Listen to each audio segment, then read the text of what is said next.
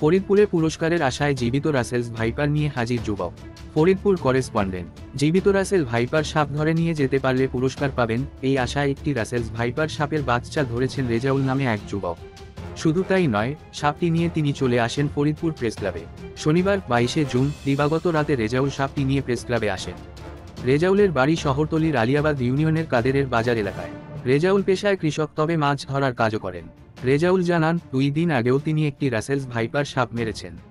বিকালে মাছ ধরতে গিয়ে এই সাপটি দেখতে পান। পরে তোয়ালে দিয়ে পেঁচিয়ে সাপটিকে ধরে ফেলেন। এ সময় সাংবাদিকদের প্রশ্নের জবাবে রেজাউল জানান, স্থানীয়দের কাছে জেনেছেন জীবিত রাসেল ভাইপার সাপ ধরতে পারলে ফরিদপুরের নেতারা পুরস্কার দিবেন। এ কারণেই মূলত জীবিত সাপটি ধরেছেন তিনি।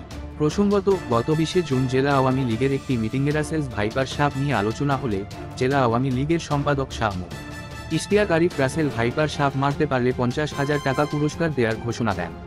সেই ভিডিও ছড়িয়ে পড়ার একদিন পরেই সেই অবস্থান থেকে সরে আসেন আওয়ামী লীগের সাধারণ সম্পাদক। পরদিন 21শে জুন এক সংশোধনী বিজ্ঞপ্তি দেন। সেখানে তিনি উল্লেখ করেন, কেউ যদি রাসেল এস ভাইপার সাপ জীবিত ধরতে পারেন তাহলে তাকে 50,000 টাকা পুরস্কার দেওয়া হবে। আগের বক্তব্যটি ভুল বোঝাবুঝির কারণে বিকৃত করে প্রকাশ হয়েছে বলেও ওই বিজ্ঞপ্তিতে উল্লেখ করা হয়।